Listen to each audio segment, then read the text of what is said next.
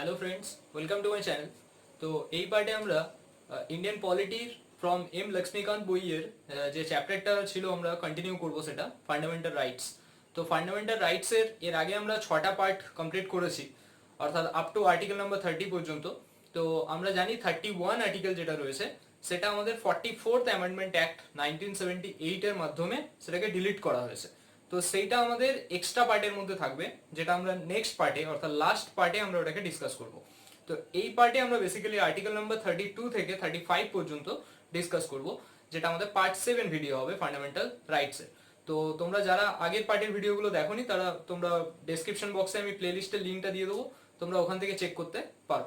তো যেটা আমাদের রয়েছে আজকে স্টার্ট করছি সেটা হচ্ছে ফান্ডামেন্টাল রাইটসের যে আর্টিকেল নাম্বার 32 কি বলে, অর্থাৎ যেটা হচ্ছে কনস্টিটিউশনাল রেমিডিস। অর্থাৎ কনস্টিটিউশনাল রেমিডিস যেটা রয়েছে আমাদের, মানে সংবিধানের প্রতিবিধান যেটা বলা হচ্ছে, তো সেই প্রতিবিধানের অধিকার এবং তার প্যারালেলি আমাদের জানতে হবে যে সুপ্রিম কোর্ট এবং হাইকোর্টের কিছু নিজস্ব ক্ষমতা থাকে যেটার মাধ্যমে তারা রিটস জারি করতে পারে।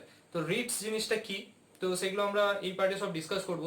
যে রিটস বলতে লেখ জারি করার ক্ষমতা, মানে বিভিন্ন রকম লেখ জারি করার ক্ষমতা থাকে, যেমন হচ্ছে হেবিয়াস কর্পাস বলে একটা পয়েন্টস থাকে, তারপরে রয়েছে ম্যান্ডামাস, ঠিক আছে, প্রহিবিট যেটাকে বলা হয় সেটা একটা পয়েন্টস রয়েছে, কোয়া ওয়ারেন্টো বলে একটা রয়েছে। তো এগুলো বিভিন্ন রকম পাওয়ার থাকে সুপ্রিম কোর্ট, যেটা কিনা আমাদের আর্টিকেল নাম্বার 32 এর মাধ্যমে সুপ্রিম কোর্টের পাওয়ার রয়েছে। হাইকোর্টের সেম পাওয়ার যেটা কিনা আর্টিকেল নাম্বার 226 ওয়াইজ রয়েছে। এছাড়া কিছু অর্ডিনারি যে সমস্ত কোর্টস রয়েছে তাদেরও বেশ কিছু পাওয়ার থাকে, তো সেটা আমরা আজকের ভিডিওতে ডিসকাস করব। তো শুরু করা যাক, আর্টিকেল 32 কি ডিসকাস করছে। আর্টিকেল 32 যেটা বলে থাকে সেটা হচ্ছে রাইট টু কনস্টিটিউশনাল রেমিডিস, অর্থাৎ সংবিধান প্রতিবিধানের অধিকার। এটার মানে বলতে চাইছে এখানে যে a mere declaration of fundamental rights in the constitution is meaningless, useless and worthless without providing an effective machinery for their enforcement if and when they are violated. মানে বলতে চাইছে ফান্ডামেন্টাল রাইটস যেটা আমাদের মৌলিক অধিকার, তো সেই মৌলিক অধিকার বিষয়টা পুরোপুরি মানে কোনো মিনিং থাকে না তার, যদি না আমরা সবাই বলে দিই যে ফান্ডামেন্টাল রাইটস এরকম বলা আছে সংবিধানে, যদি আমার ফান্ডামেন্টাল রাইটস মানে মৌলিক অধিকার যদি ওটা আমার কোনো রকম ভাবে মানে মান্য না হয় বা সেটা যদি বঞ্চিত হয়, তাহলে সেটাকে কি করা হবে, আমরা সুপ্রিম কোর্টের কাছে যেতে পারি। আমরা অ্যাপিল কোন রকম মানে যেটা আমাদের অ্যাপিলেট করতে হয় না, ডাইরেক্টলি আমরা সুপ্রিম কোর্টের কাছে যেতে পারি। তো ডাইরেক্ট অ্যাপিলের মাধ্যমে যেতে পারি, মানে আমাদেরকে কোনো হাইকোর্টের কাছে যেতে হবে না, সেখান থেকে প্রসেসের মাধ্যমে যেটা যাই সেরকম করতে হবে না, ডাইরেক্টলি আমরা সুপ্রিম কোর্টের দ্বারস্থ হতে পারি। তো এইখানে বলতে চাইছে যে ফান্ডামেন্টাল রাইটস এর এই ব্যাপারটা পুরোপুরি মিনিংলেস থাকে যদি ভায়োলেট হয়, মানে ফান্ডামেন্টাল রাইট যদি ভায়োলেট হয় তাহলে তার জন্য কি পানিশমেন্ট থাকে, সেই পানিশমেন্টটা যদি আমাদের না ডিসকাস করা থাকে, তো সেটা পানিশমেন্টের কথাটা যদি আমরা না জানি তাহলে ফান্ডামেন্টাল রাইটস পড়াটাই, কোনো ফান্ডামেন্টাল রাইটস কথাটার বলারই কোনো মানেই থাকে না। সেটা এখানে বলতে চাইছে যে a mere declaration of fundamental rights in the constitution is meaningless, useless, তার কোনো ব্যবহারই থাকে না, worthless without providing an effective machinery for their enforcement if and when they are violated. মানে যখন তারা ভায়োলেট হচ্ছে তার জন্য কি প্রসেস রয়েছে, কি পানিশমেন্ট ওয়েটা রয়েছে, সেটা যদি আমরা না জেনে থাকি। নেক্সট বলছে the right to get the fundamental right protected it's in itself is a fundamental right. তাহলে ফান্ডামেন্টাল রাইটসকে মানে মৌলিক অধিকারকে যে প্রোটেক্ট করতে হবে বা রক্ষা করতে হবে যেটা বলা হচ্ছে, তো সেটা নিজেই একটা ফান্ডামেন্টাল রাইট। তাহলে সেই সেন্স থেকে আমরা বলতে পারি ফান্ডামেন্টাল রাইটস হচ্ছে কি একটা রিয়েল ইন নেচার বলা চলে। এরপরে হচ্ছে আর্টিকেল 32 কে ডক্টর বাবা সাহেব আম্বেদকর তিনি বলেছেন যে it is the very soul of the constitution and very heart of it. তো এটা আমাদের প্রিলিম পারপাসের জন্য খুব ইম্পর্টেন্ট যে আর্টিকেল 32 কে বলা হয়েছে বাবা সাহেব আম্বেদকর দ্বারা it is the very soul of the constitution and very heart of it. তার মানে এটা হচ্ছে আমাদের একদম মানে হার্ট অফ ইট, মানে সোল, মানে যেটা আমাদের বলে থাকি যে কনস্টিটিউশনের মেন একটা points, main part, main article বলতে আমাদের আর্টিকেল নাম্বার 32 কে বোঝাচ্ছে। এরপরে বলা হচ্ছে article 32 is a basic feature of the constitution said supreme court. Supreme court যেটা বলেছে সেটা হচ্ছে যে বেসিক ফিচার। এবার আমরা জানি যে কোন সংবিধানকে যখন আমরা অ্যামেন্ডমেন্ট করে থাকি বা সংবিধানকে সংশোধন করা হয়, তো সেই সংবিধান সংশোধন করা হচ্ছে আমরা বিভিন্ন কেসে পড়েছি, বা এরপরে আমি যখন বেসিক স্ট্রাকচারসে যাব তো সেইখানে আমাদের বিভিন্ন রকম কেসগুলো নিয়ে ডিসকাস করা থাকবে। তো সেই কেসগুলো যখন স্টাডি করব তখন ওটা আরো ক্লিয়ার বোঝা যাবে তো এইখানে যেটা বলছে যে সুপ্রিম কোর্ট যে ডিসিশনটা মানে সুপ্রিম কোর্টের থেকে যেটা বলা হয়েছে সেটা হচ্ছে ফান্ডামেন্টাল রাইটস, সেটা হচ্ছে আমাদের আর্টিকেল 32 যেটা রয়েছে, ইট ইজ এ বেসিক ফিচার। তাহলে বেসিক ফিচার মানে কি?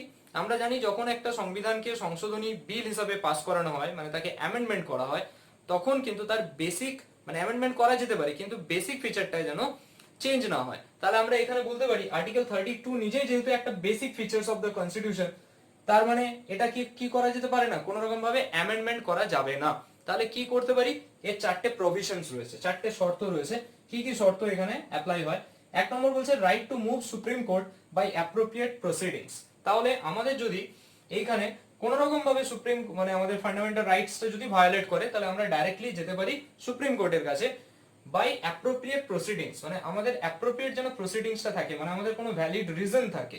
ওকে, নেক্সট বলতে চাইছে the supreme court shall have the power to issue directions or orders or writs for the enforcement of the fundamental rights. তাহলে সুপ্রিম কোর্টের ক্ষেত্রে কি সুপ্রিম কোর্ট ডাইরেকশনস ইস্যু করতে পারে, তার কিছু অর্ডারস রয়েছে এবং রিটস, যেগুলো আমি বললাম এর পরের পার্টে আমি ডিসকাসই করব। বিভিন্ন রকম যে রিটস গুলো জারি করার ক্ষমতা থাকছে সুপ্রিম কোর্টের according to article number 32। Same জিনিসগুলোই হাইকোর্টের ক্ষেত্রে থাকে according to article number 226। Next point number 3 রয়েছে parliament can empower any other court to issue direction orders or Ritz.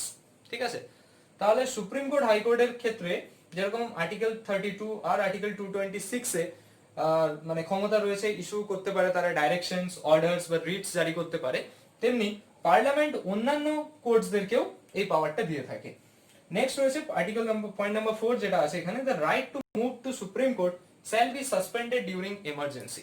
তাহলে আমরা জানি যে আমরা অ্যাপিল মানে ডাইরেক্টলি আমরা অ্যাপ্রোপ্রিয়েট প্রসিডিংস থাকলে আমরা সুপ্রিম কোর্টের কাছে যেতেই পারি, কিন্তু কথা হচ্ছে যখন এমার্জেন্সি বিভিন্ন পয়েন্টস হয়, ন্যাশনাল এমার্জেন্সি, তো যেটা আমরা এমার্জেন্সি প্রভিশন চ্যাপ্টারে পড়বো।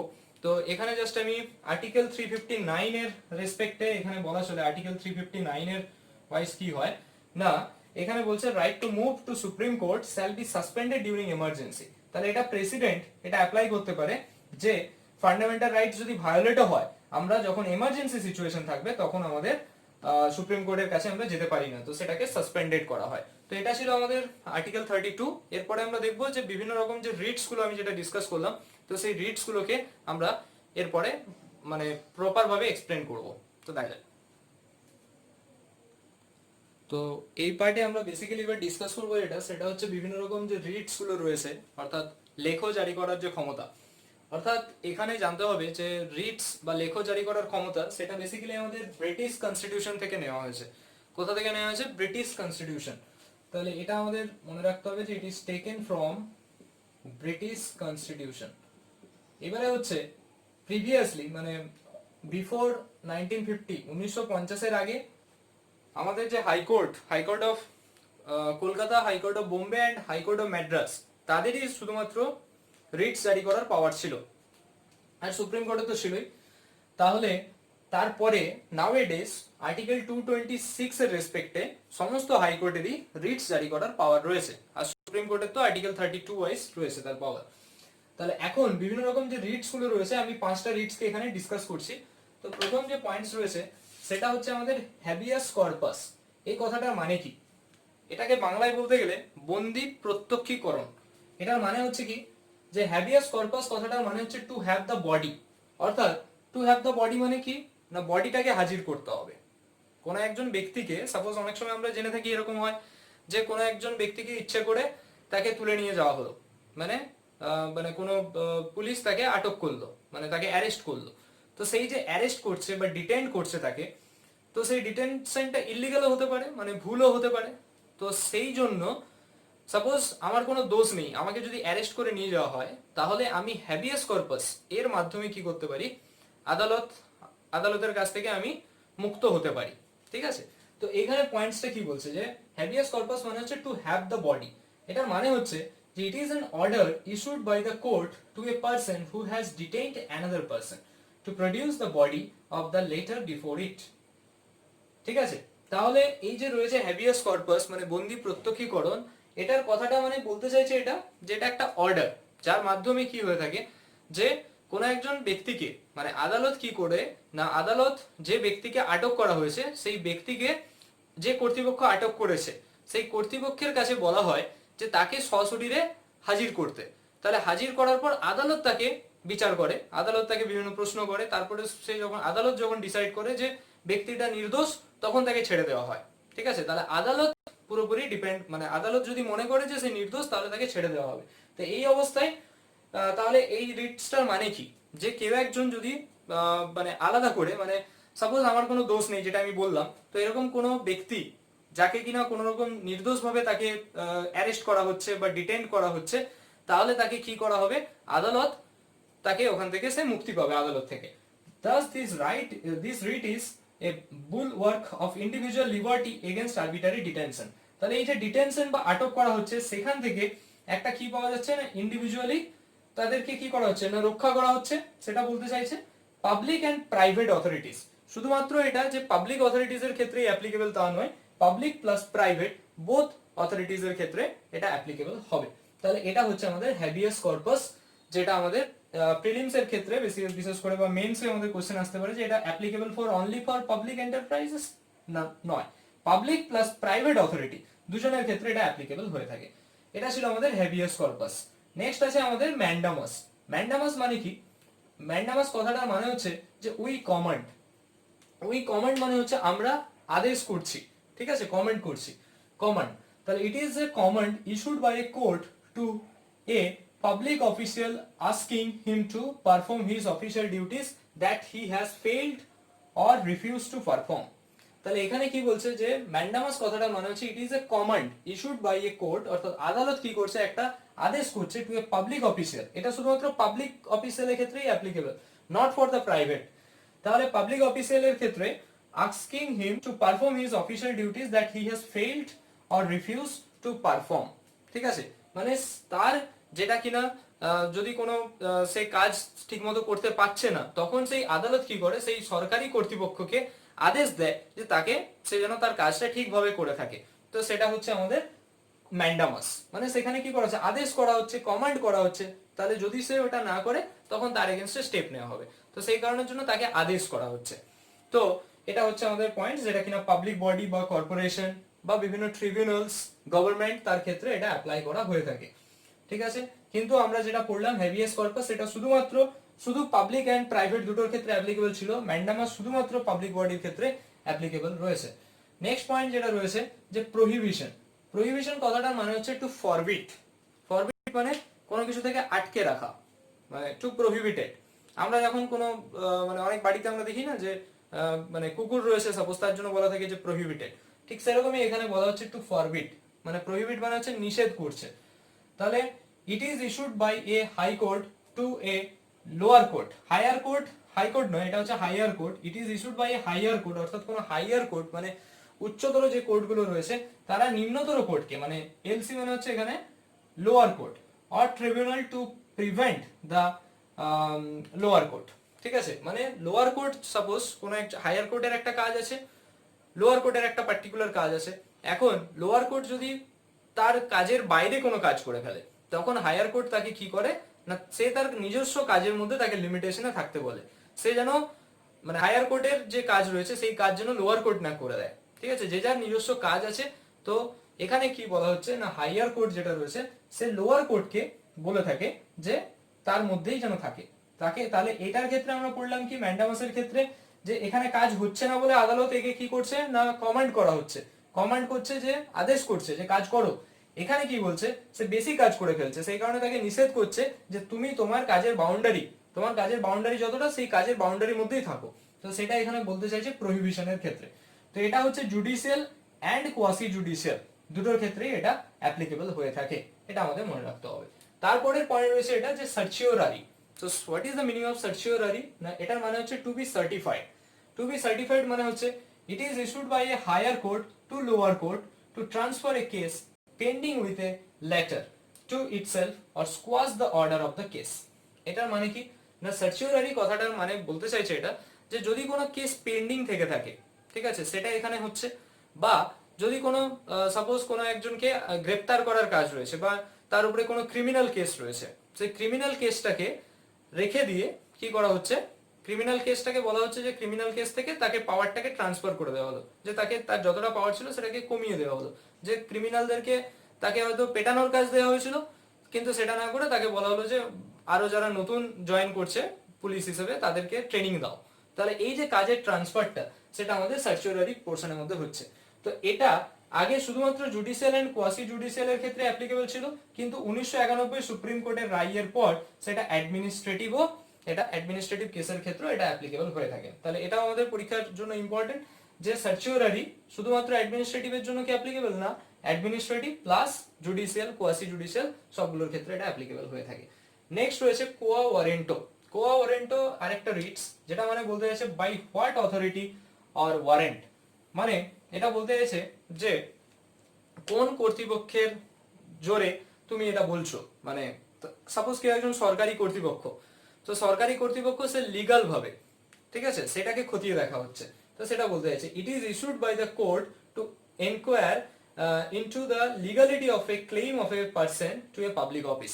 অর্থাৎ কোন একজন সরকারি মানে সরকারি কোন একটা অফিস রয়েছে, সেই সরকারি অফিসে কেউ একজন কোন মানে কি কারণের জন্য সে ওইখানে রয়েছে, তার নিশ্চয়ই কোনো ভ্যালিড কারণ আছে, সে পরীক্ষা দিয়ে পর পেয়েছে, সে একটা সরকারি জব পেয়েছে, তো একটা ভ্যালিড রিজনের মধ্যে সে রয়েছে, এটা এখানে বলতে চাইছে যে কোন কিসের জন্য সেটাকে খতিয়ে দেখার রিটস রয়েছে, যেটা আমাদের কোয়া ওয়ারেন্টোর মাধ্যমে সুপ্রিম কোর্ট করে থাকে বা হাইকোর্টের কাছেও কেউ যেতে পারে। তো এগুলো আমরা বাকি যে চারটে পয়েন্ট ছিল, মানে এখানে habeas corpus, mandamus, prohibition and certiorari, এগুলো কিন্তু কোন রকম মানে যারা এফেক্টেড, যারা কি বলবো, যাদের ক্ষেত্রে এই প্রবলেম গুলো হচ্ছে, তারাই যারা ফেস করছে তারাই শুধুমাত্র এগুলো করতে পারে, কিন্তু এটা বাইরের কোনো পার্সন যে ফেস করছে না সেও কি করতে পারে, অন্য একজনকে খতিয়ে দেখার জন্য কি করতে পারে, এটা অ্যাপ্লাই করতে পারে কোয়া ওয়ারেন্টো।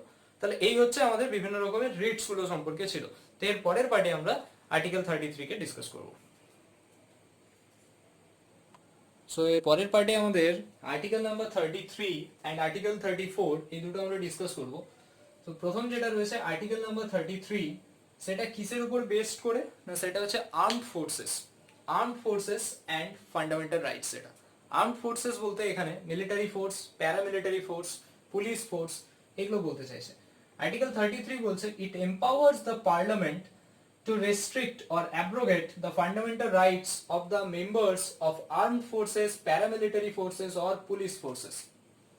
তাহলে এখানে যেটা পয়েন্টস বলছে যে আর্টিকেল 33 এই রেসপেক্টে, আর্টিকেল 33 তে যেটা ডিসকাস করা হয়েছে যে এর মাধ্যমে কি হয়েছে না, বিভিন্ন রকমের যে সমস্ত মিলিটারি ফোর্স, মানে আর্মড ফোর্স বলতে আমাদের মিলিটারি ফোর্সের যে সমস্ত মেম্বার রয়েছেন, প্যারামিলিটারি ফোর্স বা পুলিশ ফোর্স, তো সেই সমস্ত মেম্বারদের উপরে ফান্ডামেন্টাল রাইটস এর কিছুটা রেস্ট্রিকশন রয়েছে। যেমন সেই রেস্ট্রিকশনটা কে করে থাকে, সেটা পার্লামেন্ট করে থাকে। যেমন কোনো সেনা, আমাদের আর্মি যে বিভিন্ন রকম মানে যে সমস্ত আর্মির যে সমস্ত সদস্যরা রয়েছেন, তো কোনো আর্মি মেম্বার যদি বলেন তাকে সাপোজ যে কোনো ডেজার্ট এরিয়াতে যেখানে প্রচন্ড গরম 50 ডিগ্রি থেকেও বেশি, বা কোনো এমন গ্লেসিয়ার যেখানে হিমবাহ বলা হচ্ছে, তো যেটা কিনা আমাদের টেম্পারেচার 0 ডিগ্রি থেকেও কম, মানে মাইনাসে, তো সেই সমস্ত জায়গায় যখন তাদের পোস্টিং থাকে, তো কোনো সেনা যদি এরকম বলে থাকে যে আমার তো এখানে ফান্ডামেন্টাল রাইটস ভায়োলেট করছে, তা আমি ওখানে যাব না, তো এটা তো ফান্ডামেন্টাল রাইটস ভায়োলেট করারই কথা, কিন্তু না, সেটাই বলা হচ্ছে আর্টিকেল 33 তে যে বিভিন্ন রকম যে আর্ম ফোর্সেস মেম্বার যারা রয়েছে, অর্থাৎ মানে প্যারামিলিটারি ফোর্স, মিলিটারি ফোর্স বা পুলিশ ফোর্স, তাদেরকে কি এইরকম মানে পার্লামেন্ট কর্তৃক তাদের ক্ষেত্রে ফান্ডামেন্টাল রাইটস এর কিছুটা ছাড় রয়েছে, মানে ফান্ডামেন্টাল রাইটস এ তাদের উপরে কিছুটা রেস্ট্রিকশন রয়েছে, ছাড় নেই, রেস্ট্রিকশন রয়েছে। তো এটাই বলা হচ্ছে the power to make the laws under article 33 is conferred only to parliament. তাহলে এই যে পাওয়ারটা দেওয়া হয়েছে যে বিভিন্ন রকম ল, মানে মিলিটারি ফোর্স বা প্যারামিলিটারি ফোর্স, এগুলো আমাদের in the year of 1950s A made হয়েছে। আর্মি ফোর্স, নেভি ফোর্সের যে সমস্ত বিভিন্ন ল, বা পুলিশ ফোর্সেস এর ক্ষেত্রে 1966 এ তৈরি হয়েছে। তো এই যে ল গুলো, সেই ফান্ডামেন্টাল রাইটস রিলেটেড আর্টিকেল 33 এর যে ল, সেটা পার্লামেন্ট কর্তৃক তৈরি করা হয়। স্টেট লেজিসলেচার ওখানে কিন্তু কোন রকম ভাবে ল তৈরি করে না। এরপরে বলতে চাইছে এখানে যে এই লটা কি শুধুমাত্র আমাদের যে সমস্ত সৈন্য যারা রয়েছে তাদের ক্ষেত্রে অ্যাপ্লিকেবল, বা পুলিশ ফোর্স তাদের ক্ষেত্রেই অ্যাপ্লিকেবল না। এখানে যে মেম্বার্সরা রয়েছেন তাদের মধ্যে Birbal, carpenters, mechanics, cooks, tailors, মানে এক্সট্রা যে সমস্ত মেম্বাররা রয়েছে তাদেরকে তো ট্রাভেল করতে হয়, তো তো তাদের ক্ষেত্রেও এই আর্টিকেল 33 এর মধ্যে যে রেস্ট্রিকশন পার্লামেন্ট করে থাকে, তো এটা বলতে চাইছে। সো এটা হচ্ছে আর্টিকেল নাম্বার 33 ডিসকাস করলো। নেক্সট পয়েন্ট হচ্ছে আর্টিকেল নাম্বার 34, যেটা বেসিক্যালি আমাদের মার্শিয়াল ল বা যেটাকে আমরা মিলিটারি রুল, সেই মিলিটারি রুল রিলেটেড এই পয়েন্টসটা, সেটা বলতে চাইছি ইট provides for the restrictions on fundamental rights while martial law is in force in any area within the territory of India। তাহলে এটা আর্টিকেল নাম্বার 34 যেটা আমাদের বলছে আর্টিকেল 34, যে কোনো একটা মানে টেরিটরিজ অফ ইন্ডিয়া, মানে আমাদের ভারতবর্ষের কোনো একটি জায়গাতে, যেমন বর্তমানে আমাদের 28টা স্টেট 9টা ইউনিয়ন টেরিটরি রয়েছে আমরা জানি, তো যে কোনো টেরিটরিজ অফ ইন্ডিয়ার মাঝখানে কোনো একটা জায়গায় যদি আমাদের মার্শিয়াল ল অ্যাপ্লাই হয়, মানে মিলিটারি ল, মিলিটারি শাসন চলে, সেনাবাহিনীর শাসন চলে, তাহলে কিন্তু সেখানে ফান্ডামেন্টাল রাইটস এর কিছুটা আমাদের রেস্ট্রিকশন মেনে চলতে হয়। মানে ফান্ডামেন্টাল রাইটস কিছুটা, মানে সমস্ত ল গুলো ওখানে অ্যাপ্লাই হয় না, সেটা কিছুটা নির্দিষ্ট করে দেওয়া হয় যে এগুলো আমাদের ভায়োলেট হলেও আমাদের কিছু বলা যাবে না। তো মার্শিয়াল লটা বেসিক্যালি কিভাবে, মার্শিয়াল ল এর সাথে ন্যাশনাল এমার্জেন্সির কি ডিফারেন্স রয়েছে আমরা সেটা জানবো। যে ন্যাশনাল এমার্জেন্সি কথাটা আমরা আলাদা করে একটা চ্যাপ্টারস রয়েছে এমার্জেন্সি, তখন ওটা আরো আমরা ফার্দার ডিটেলস এক্সপ্লেনেশন পড়বো। এই পয়েন্টসে জাস্ট আমাদের ডিফারেন্সটা আমি এখানে বলছি। মার্শিয়াল ল মানে হচ্ছে it effects only fundamental rights, অর্থাৎ মার্শিয়াল ল শুধুমাত্র মৌলিক অধিকারকে এফেক্ট করে, বাট ন্যাশনাল এমার্জেন্সি ফান্ডামেন্টাল রাইটসকে তো এফেক্ট করেই, তার সাথে সেন্টার স্টেটের মধ্যে রিলেশনশিপ, রেভিনিউ যে ডিস্ট্রিবিউশন হয় between the centre and state, সেটাকে ভায়োলেট, মানে সেটাকে এফেক্ট করে। তারপরে রয়েছে টেনিউর অফ দ্য পার্লামেন্ট, যদি কোথাও একটা এমার্জেন্সি হয়, মানে সাপোজ যুদ্ধ লেগে গেল, কি মানে বিভিন্ন রকমের যে এক্সটার্নাল এগ্রেশন, তারপরে রয়েছে আর্মড রেভিলিয়ন ইত্যাদি পয়েন্টসের জন্য কি হয়, মানে এই সমস্ত মানে পয়েন্টস গুলোর জন্য আমরা বলতে পারি যে টেনিউর অফ দ্য পার্লামেন্ট, অর্থাৎ পার্লামেন্টের যে 5 বছরের যে টেনিউর থাকে সেটা কি হয়েছে, সেটা বেড়ে যেতে পারে। তো এটা বলতে আছে মার্শিয়াল ল এর ক্ষেত্রে it suspends the governments and ordinary law courts, অর্থাৎ যখন মার্শিয়াল ল যে এলাকার মধ্যে, এটা একটা পার্টিকুলার কোনো একটা এলাকাতে হয়, পুরো ভারত জুড়ে হয় না, এটা যেমন হোল কান্ট্রি জুড়ে হয় এমার্জেন্সি, কিন্তু মার্শিয়াল ল হচ্ছে শুধুমাত্র একটা পার্টিকুলার এলাকাতে হয়, ঠিক আছে, সেনার শাসন শুধুমাত্র একটা পার্টিকুলার এলাকাতে চলে। তো যখন এই পার্টিকুলার এলাকাতে চলে, এটা সাসপেন্ড করছে governments and ordinary law courts, তো সেটা সেই এলাকার যে গভর্নমেন্ট রয়েছে এবং ল কোর্টস রয়েছে তাদেরকে কি করে, সাসপেন্ড করে, কিন্তু এখানে সেই সাসপেনশন থাকে না, সেটা কন্টিনিউ চলে। তো নেক্সট পয়েন্ট নাম্বার 3 বলেছে it is impose to restore the breakdown of all lodge in any reason, ঠিক আছে, ইন এনি রিজনস, যে কোনো কারণেই হোক না কেন সেটাকে রিস্টোর করতে চায়, কিন্তু এটা হচ্ছে ওয়ার, এক্সটার্নাল এগ্রেশন আর আর্মড রেভিলিয়নের ক্ষেত্রেই হয়ে থাকে। এটা কি বললাম, সাম স্পেসিফিক এরিয়াতে অ্যাপ্লাই হয়, এটা হোল ইন্ডিয়াতে অ্যাপ্লাই হয়, এটার কোনো প্রভিশন বা শর্ত নেই, কিন্তু এটার ক্ষেত্রে ডিটেইলড কিছু প্রভিশন শর্ত রয়েছে এমার্জেন্সির ক্ষেত্রে, সেটা আমরা ন্যাশনাল এমার্জেন্সি চ্যাপ্টারে পড়বো। তো এই ছিল আমাদের আর্টিকেল 33 এন্ড 34, এরপরে আমরা লাস্ট আর্টিকেল 35 ডিসকাস করব। সো এর পরের পার্টে আমরা আর্টিকেল নাম্বার 35 কে ডিসকাস করব। 35 যেটা বলছে যে the power to make the laws to give effect to certain specified fundamental rights shall vest only in the parliament, not in the state legislatures। অর্থাৎ এখানে বলতে চাইছে যে power to make laws to give effect to certain specified fundamental rights, অর্থাৎ কিছু particular কিছু মৌলিক অধিকারের জন্য কিছু ল মানে তৈরি করার যে ক্ষমতা, কিছু আইন তৈরি করার ক্ষমতা, সেটা শুধুমাত্র পার্লামেন্টকে দেওয়া হয়েছে, স্টেট লেজিসলেচারসকে নয়। যদিও কিছু কিছু পাওয়ার সেটা আমাদের স্টেটের আন্ডারেও থাকছে, যেগুলোকে আমরা স্টেট লিস্টে পড়বো, আর কিছু থাকছে যেটা আমাদের সেন্টার স্টেট দুটোর মধ্যেই থাকছে, তো সেটা আমরা কনকিউরেন্ট লিস্টে যখন আমাদের সেন্টার স্টেট রিলেশনস পড়বো তখন ওগুলো আমরা ডিসকাস করবো। তাহলে এই পার্টে এটাই বলছে যে একটা ইউনিফর্মিটি থাকবে, মানে আমাদের সারা ভারত জুড়ে একই রকম ল যেন কাজ করে, মানে আনটাচেবিলিটি, মানে আমরা পড়েছি আর্টিকেল নাম্বার 17-এ যে কোন রকম আনটাচেবিলিটি, মানে অস্পৃশ্যতার চোখে কাউকে দেখা যাবে না, কিন্তু যদি আমি অস্পৃশ্যতার চোখে কাউকে দেখি তো সেই রেসপেক্টে যে পানিশমেন্টটা হবে, সেটা আমি এখানে ওয়েস্ট বেঙ্গলে থাকলেও আমার জন্য যে পানিশমেন্ট হবে, একজন মহারাষ্ট্রে থাকা মানুষেরও সেই একই পানিশমেন্ট হবে। তো সেই ইউনিফর্মিটিটা যেন থাকে, তো সেটা এখানে বলতে চাইছে। তাহলে এই জন্য পার্লামেন্টকে ল বানানোর রাইটটা দেওয়া হয়েছে, স্টেটকে নয়, মানে স্টেট লেজিসলেচারসকে নয়, যাতে ইউনিফর্মিটিটা, মৌলিক অধিকার তো একটা আমাদের শুধু ওয়েস্ট বেঙ্গলের জন্য নয়, এটা তো through out the Indian constitution, তো সেই কারণের জন্য রাইটটা কাকে দেওয়া হয়েছে, রাইটটা দেওয়া হয়েছে পার্লামেন্টকে, যে ইউনিফর্মিটি একটা থাকবে থ্রু আউট দ্য ইন্ডিয়া পানিশমেন্টের জন্য।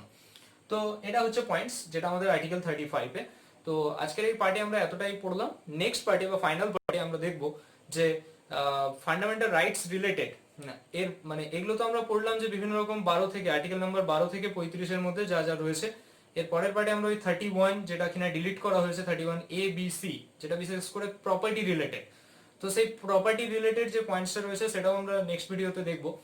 আর এছাড়া কিছু আউটসাইডার যে পার্ট রয়েছে ফান্ডামেন্টাল রাইটস এর, যে অন্যান্য কোন কোন আর্টিকেল রয়েছে যেটা কিনা 12 থেকে 35 ফান্ডামেন্টাল রাইটস কে বলছে আমরা জানি, তো এছাড়াও এগুলো বাদ দিয়েও আরো কোন কোন আর্টিকেল ফান্ডামেন্টাল রাইটস কে রিলেট করছে, তো সেগুলো আমরা নেক্সট ভিডিও অর্থাৎ ফাইনাল পার্টের ভিডিও ফান্ডামেন্টাল রাইটস এর সেটাতে দেখবো। তো আজকে ভিডিও এতটাই থাকুক। ভিডিওটা কেমন লাগলো জানিও, ভিডিওটা ভালো লাগলে লাইক করো, বন্ধুদের সাথে শেয়ার করো, আর চ্যানেলে নতুন হলে অবশ্যই সাবস্ক্রাইব করো।